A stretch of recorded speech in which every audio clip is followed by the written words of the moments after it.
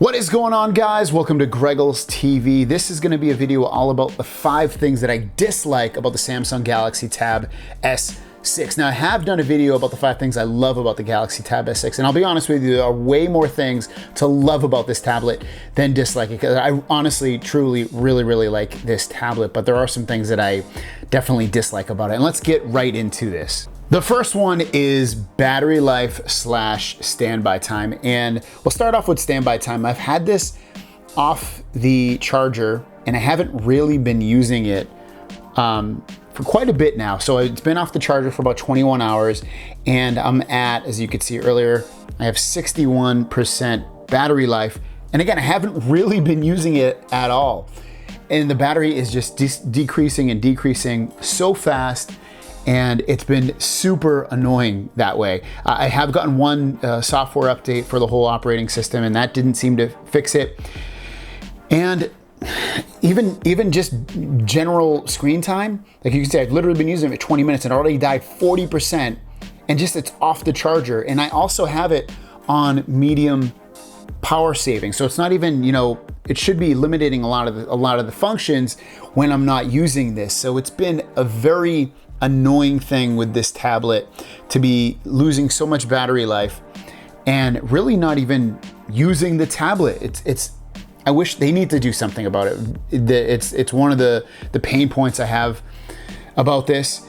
And then overall, just like I said, just overall usage, I don't get a lot of screen on time. I'm getting about as much as I do with the phones, which is anywhere between 4 to 6 hours of screen on time. So it's okay, but nothing to write home about. So I would say battery life is one of the, for me anyway, is one of the weakest things about the Samsung Galaxy Tab S6. And maybe they can fix it with some updates, but so far it's been very disappointing. Next would be no headphone jack. As you can see, there's literally no headphone jack on this tablet to be able to use it really with headphones. And the other crappy thing about it is they don't give you an adapter either, unfortunately. So you have to buy your own USB-C headphone adapter, which is going to cost you anywhere between a one that actually works is going to cost you anywhere between, you know, $8 and $15.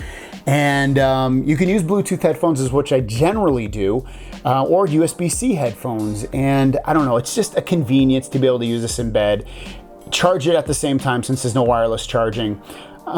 So I mean, whatever. I mean, it'd be nice if they included it still, but it looks like that's gone the way of the buffalo at this point in terms of being able to use a headphone jack. So it is a pain point for me, but it's not the end of the world, but it's definitely an annoyance. Next up is storing the S Pen. As you can see, it literally sticks to the back, which is cool because it charges the S Pen, but at the same time, it's like, it can fall off pretty easy. You know, I didn't use that much force to make it, you know, hang down a little bit there. So again, it's cool that it goes there, but I would love to have them do what they do with the Galaxy phone, Galaxy Note phones, and just have it be inserted inside of it. That'd be a much better way to place it, and you know, it would be almost revolutionary with tablets because no tablets do that. Even the Apple Pencil has to sit like on the top in order to charge. So I'd like to see them, mine falls off all the time, and generally, since I don't have a case on this currently, I don't even leave it on there because I know I'm gonna lose it, so I just leave it on the table in my office and it's there. But yeah, being able to physically store this inside it would have been a better choice. I know it would have made the battery a little bit smaller, but it's still, for me, it would have been a much better decision and a better way to at least not have to lose it if need be.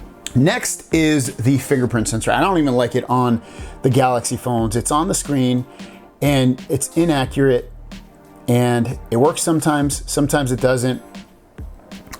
I never use it, so I end up using Face Unlock way more, which works fantastic, but it's not secure Face Lock, so it can be tricked, but I'm not that worried about it. But again, a little bit of more of an annoyance rather than like, I hate it, because I don't generally use the fingerprint sensor on here, but I think until they get this a lot faster, I probably will never really use the fingerprint sensor on here. I only use it for really my banking apps, but otherwise, it still isn't that great, and whatever. It's something that has to be improved and will improve over time, and but whatever. For the time being, I definitely use Face Unlock a lot more. And then the last part it kind of annoys me about this tablet is accessories. You don't get a lot of accessory, especially cases that you can get. There's a handful you can get on Amazon store that are usually almost all like kind of generic brands. There's not like a lot of Spec or Spigen